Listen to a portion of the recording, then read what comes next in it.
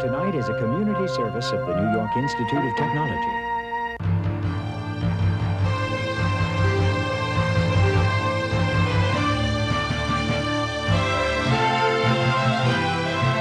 Covering the news of Nassau and Suffolk Counties, Long Island News Tonight with Ken Eckhart, Carol Peck, and the award-winning LI News team.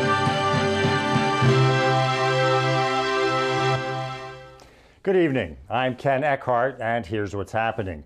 Another wrong-way driver has been arrested on Long Island after officials say he crashed while driving drunk on the Sunrise Highway. It makes the third drunk wrong-way crash in just 3 weeks on Long Island. This latest incident happened just after midnight this morning in Sayville. It's reported 54-year-old Ralph Cerullo of East Setauket told deputies he had just attended a holiday party. Cerullo was reportedly speeding, heading west in the eastbound lanes, and swerved around police cars that were trying to stop him, finally coming to a rest after hitting a guardrail in the grassy median. Cerullo faces charges including DWI, reckless driving, and unlawfully fleeing. 5 Long Island high school students have been suspended for posting an after-school brawl on YouTube. Half Hollow Hills High School East said the 5 were suspended for 1 day yesterday. The 2 students involved in the fight got 5-day suspensions. The brawl was captured on a cell phone camera and posted on YouTube on Monday, showing 2 students throwing punches. A school spokesperson says sensationalizing violence like this is inappropriate and students need to understand that. Officials identified the students from surveillance cameras. YouTube removed the video yesterday. Well, we're hearing more and more that bullying is a growing problem for young people. So to help students cope, one Long Island high school recently held an interactive anti-bullying program for its students, as Elizabeth Zumba reports. The program called Backs Out Bullying is teaching students at Shore Avenue School in Valley Stream how to prevent bullying, and it uses interactive live theater to get the point across to students. In ways they're getting powerful methods to stop bullying, powerful tools to intervene, and knowing what bullying is, and all about empowering bystanders. That's what we try to do. Experts say about 8% of American students miss 1 day of school each month because of fear of bullying. And as the problem continues in schools on Long Island, educators say they are doing what they can to fight bullying. We have been discussing and talking about bullying and good behaviors and better choices with students for years now. Students participated here in the first-time performance of Backs Out Bullying to learn strategies on anti-bullying. And the student says she learned something from the program. I liked it because it shows children how bullying is not allowed in school. In Valley Stream, Elizabeth Zumba, LA News Tonight. A Long Island woman has been arrested on animal cruelty charges for allegedly starving and neglecting her 2-year-old Great Dane. Prosecutors say even surgery and 10 days of round-the-clock care couldn't save the dog. 30-year-old Rose Nera of Farmingdale pleaded not guilty to misdemeanor charges of torturing and injuring an animal and failing to provide it with proper sustenance. Prosecutors say when investigators found Zach 2 weeks ago, the Great Dane weighed only 82 pounds with protruding ribs and backbone. A healthy Great Dane weighs an average 135 pounds. Zach died on Wednesday. If convicted, Nera faces up to a year in jail. And a Long Island woman charged with locking in a car an autistic man she was supposed to be supervising while she worked a second job has now been charged with witness tampering along with her sister and a friend. 33-year-old Esther Reyes of Freeport reportedly was paid to care for the man, now 23, from mid-2006 through late 2008. But instead, she's charged with locking him in a car in her driveway while she went off to drive a school bus. Now she, her sister, and a friend have been charged with intimidating a witness and offering the witness money to change their story. Reyes is also charged with fraudulently collecting over $34,000 in Medicaid payments by violating secondary employment regulations. She could face up to 7 years in prison if convicted. Educators say parents should take an active interest in their children's education from the very beginning. And in one Long Island school district, parents were recently invited into their youngsters' classrooms to get a first-hand, up-close look at what goes on there. Stephen Katove reports. It's never too soon to get involved in your child's education. That's what the educators at the Smith Street Elementary School in Uniondale said when they recently held an open house for the parents of their kindergarten and first grade students. Linda Nady, the school's principal, says it's very important to have the parents involved to show them what their children are doing on a daily basis. Because we wanted them to see the regular school day and participate in some of the lessons in ELA and math that we've been working on.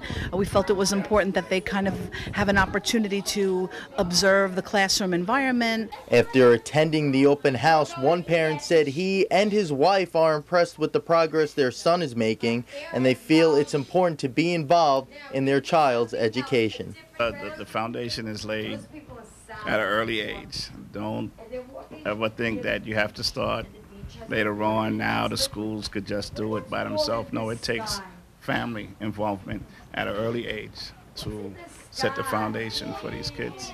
While these students did a science experiment, we asked teacher Carolyn Caruso about the benefits of having this open house. I think the parents, when they walked around, they saw what a great job the children are doing and how self-sufficient they've become, and they're really independent. With the parents inside these classrooms observing their children, the ones we spoke with say they've been reassured that their kids are receiving a proper education. In Uniondale, Stephen Katove, LI News Tonight. It was an up day on Wall Street today. The Dow finished up 19 2/3 points. NASDAQ was up over 12 points, and the S&P was up over 3 points. NYIT's LI News Tonight continues after this.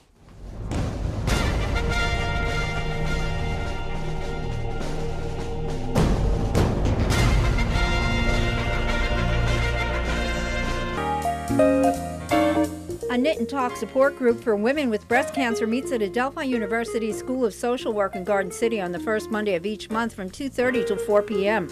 For more information, call 516-877-4314. The American Parkinson's Disease Association has a monthly support group at New York Institute of Technology in Old Westbury on the second Friday of the month at 2 p.m. For more information, call 516-626-6114. The Nassau County Museum of Art presents Family Sunday at the museum in Roslyn Harbor on Sunday afternoons at 1 p.m. For more information, call 516-484-9337. And the North Shore LIJ Health System offers a weekly support group for stroke survivors and caregivers at Plainview Hospital on the fourth Thursday of the month from 2 till 3 p.m. For more information, call 516-719-2411. If you have an event you'd like included on the LI News Tonight community calendar, send it to linewstonight@nyit.edu.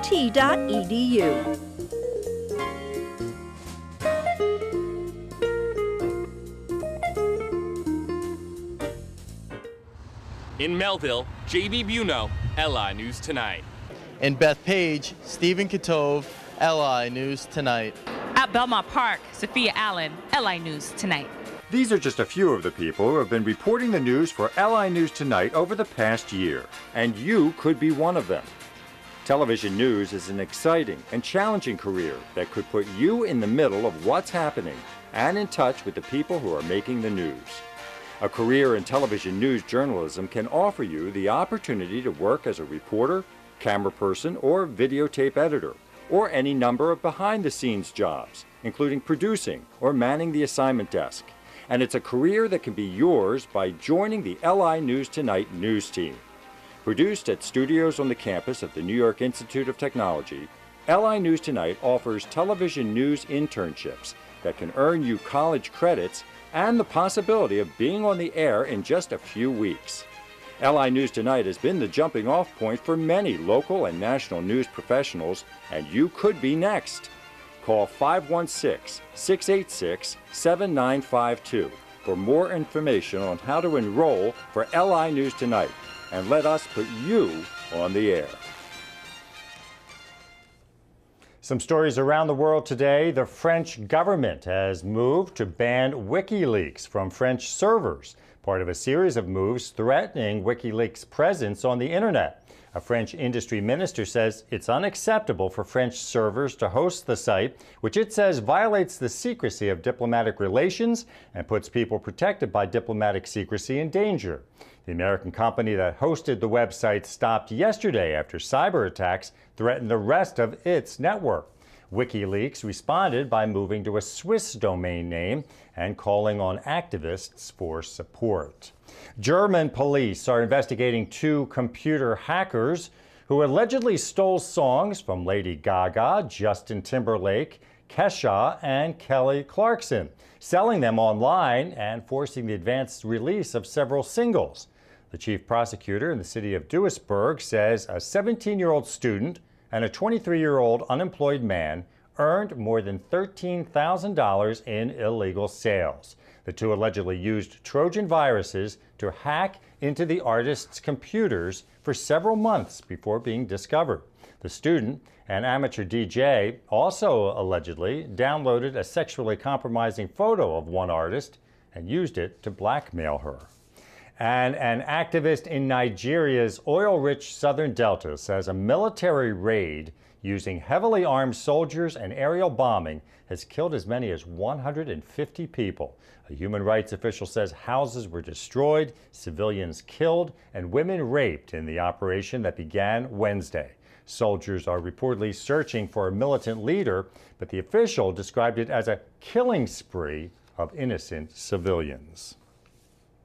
A little girl has died after police say she was thrown off a shopping mall walkway by a woman believed to be her grandmother. Police say the 2.5-year-old girl fell several stories from the walkway that links the mall to a parking garage at Tyson's Corner Center in Virginia. Police say the grandmother and little girl were leaving the mall with family Monday night when the grandmother allegedly picked the girl up and threw her off the walkway. The little girl died at the hospital, and murder charges are now expected. Space Shuttle Discovery's final mission has been postponed until February. NASA managers announced the latest delay for Discovery today. They say they need more time to analyze cracks in the shuttle's fuel tank. The damage cropped up following a failed launch attempt in early November. Discovery remains on the launch pad, holding a load of equipment for the International Space Station. Officials want to conduct a fueling test to better understand the problem. An iconic piece of pop culture is for sale. The 8-bedroom Staten Island mansion used in the epic 1972 mobster movie, The Godfather. The owners are asking just under $3 million for the home, or an offer they can't refuse. The movie was directed by Francis Ford Coppola, and scenes were filmed inside and outside the 4-acre estate. The owner says the family kept many artifacts from the movie, including Marlon Brando's cue cards. We had a mostly cloudy day today. The high was in the low 40s. Tonight, partly cloudy with a low down around freezing. Tomorrow, a sunny day with a high in the low 40s. Sunday, partly cloudy, high around 40. Monday, partly cloudy and windy with a high in the low 40s. And the outlook for Tuesday, partly cloudy and windy with a high in the low 40s. And that's it for NYIT's LI News Tonight. I'm Ken Eckhart. Thank you for watching. We'll see you again on Monday. Have a good weekend.